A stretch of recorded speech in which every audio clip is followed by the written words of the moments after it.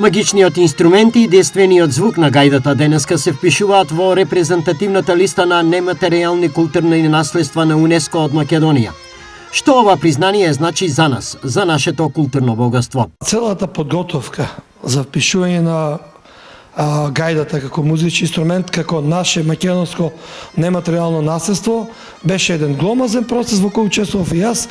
Веќе во секој момент ова ќе биде решено, овој наш, како што рековте, магичен и културен идентификатор од музичката страна како инструмент би значило дека нашата гајда со не само како физичка изработка, туку и со својата музика ќе се вреднува и ќе се признае во светот. Гајдата е неодмилив инструмент и со најсилно присуство во македонската традиционална музика, а многу често и во забавната.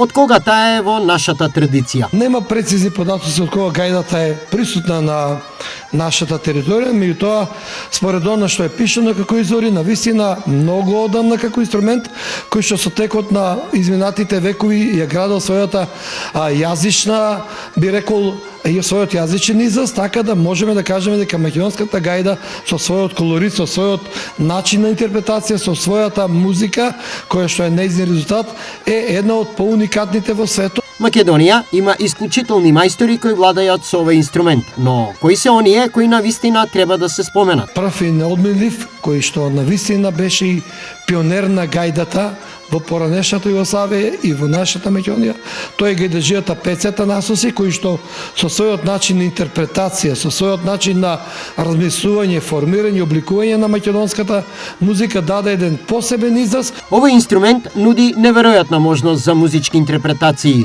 и во светот таа е одамна позната. Но од каде е потеклото и колку е стар овој инструмент? Не можеме да докажеме со прецизно со еден инструмент колку е стар.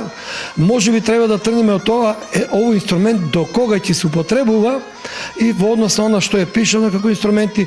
Овој инструмент се среќава на многу фрески во Македонија, во цркви, во манастири, така да самото тоа укажува дека тој инструмент бил присутен на ова поднебе. Колку е стар инструментот, може да кажам дека навистина е многу древен, бидејќи и ден денес се задржана неговата праизработка, како се изработува во минатото, така се изработува и денес.